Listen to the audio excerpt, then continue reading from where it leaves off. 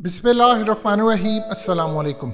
शशि थरूर ये बेसिकली कांग्रेस के लीडर हैं और राहुल गांधी के बाद जो टॉप के लीडर हैं वो शशि थरूर हैं और ये कई किताबें लिख चुके हैं। पूरी दुनिया के अंदर ये इंटेलेक्चुअल जाने जाते हैं, बेहतरीन इनका तज्जिया होता है।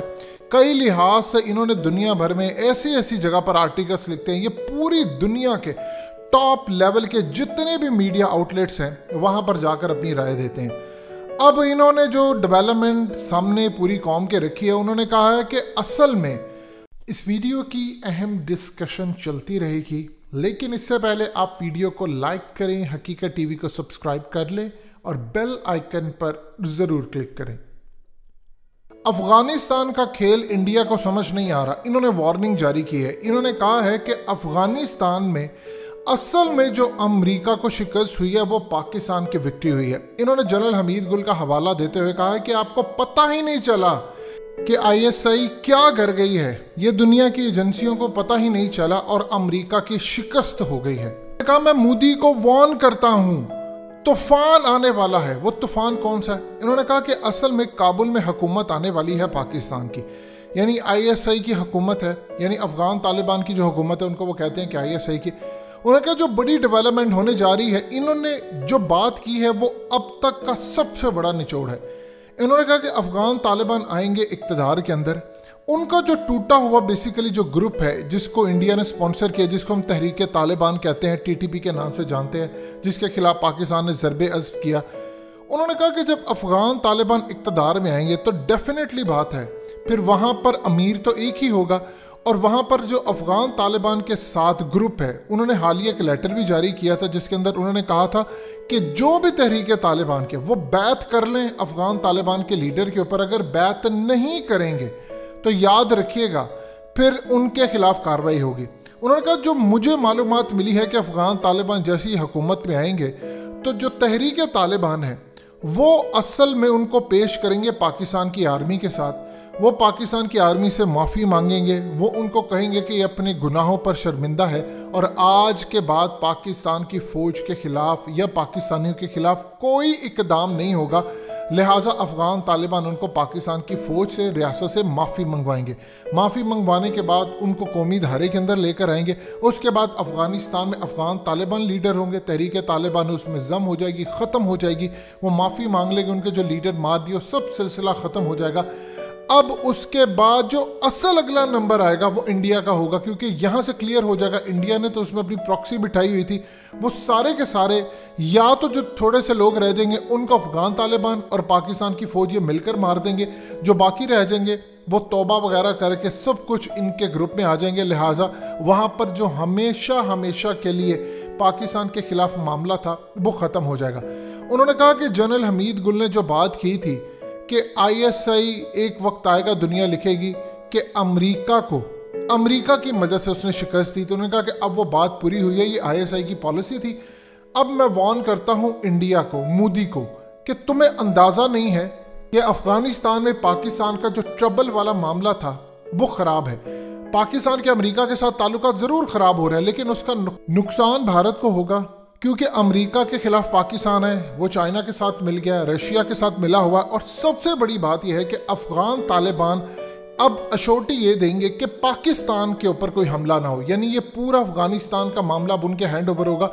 अब पाकिस्तान यानी पाकिस्तान की फ़ौज के पास जो एरियल इंटेलिजेंस होगी, जो चाइना के पास होगी, जो रशिया के पास होगी, वो अफ़गान तालिबान को देंगे कि आपके हाथ से या फलानी जगह से आप इनके खिलाफ ऑपरेशन करें, वो इनको मारेंगे, एलिमिनेट कर देंगे। जिस तरह पाकिस्तान ने ज़रबे अज़्ब करके पाकिस्तान से एलिमिनेट किया, अफ़गान तालिबान बाकियों को कौमी धारे में ले आएंगे, दाइश को वो मार देंगे और इन सबको ख़त्म करके क्लीन अप हो जाएगा। लिहाजा वहाँ पर जो हुकूमत आएगी वो आईएसआई की होगी और उसके बाद अब भारत के लिए ख़तरा होगा, क्योंकि अफ़गान तालिबान और पाकिस्तान का मुश्तरका दुश्मन है भारत। जब यहाँ से बॉर्डर क्लियर हो जाएगा तो ये सारे लोग भारत पर चढ़ दौड़ेंगे। और आप जिस चीज़ को इतना आसान समझ रहे हैं कि पाकिस्तान के ख़िलाफ़ आपने जो काम किया, फलाने किया, वो सब के सब ख़त्म होने जा रहे हैं। लिहाजा मैं क्लियरली बता देना चाहता हूँ कि अमेरिका की शिकस्त असल में पाकिस्तान की वजह से हुई और पाकिस्तान अब उनको मिलिट्री बेस नहीं दे रहा। तो इस पूरे खेल में अगला जो नंबर तैयार है वो इंडिया का है। देखिए शशि थरूर, एक बात याद रखिएगा, चाहे वो कांग्रेस से ताल्लुक़ रखते हैं, लेकिन वो एक इंतहा पसंद नहीं है। उन्होंने मोदी के खिलाफ लिखा और काफ़ी पाकिस्तान की फ़ौज के खिलाफ भी बोलते हैं, इमरान खान के खिलाफ भी बोलते हैं, लेकिन एक इंटेलेक्चुअल है। यानी आप उन्हें जिस तरह पाकिस्तान के अंदर कोई भी बात करेगा तो जाहिर सी बात है उसके अंदर दिल में सेंटिमेंट्स होंगे इंडिया के खिलाफ। लेकिन आप अगर कोई कहें कि आम पाकिस्तान इंतहा पसंद है, जिस तरह मोदी इंतहा पसंद है, यानी तू फलाना गद्दार, तू गद्दार, ऐसा नहीं है। अब इन्होंने वार्निंग जारी की। इनका एनालिसिस कितना ठीक है वो एक अलग बात है, लेकिन इन्होंने कहा है कि जो अफगान तालिबान जो इंडिया ने क्रिएट की थी प्रॉक्सी, वो दी एंड होने वाली है, क्योंकि अब तहरीक तालिबान का जो पाकिस्तान में वजूद है वो तो काफ़ी हद तक कम है।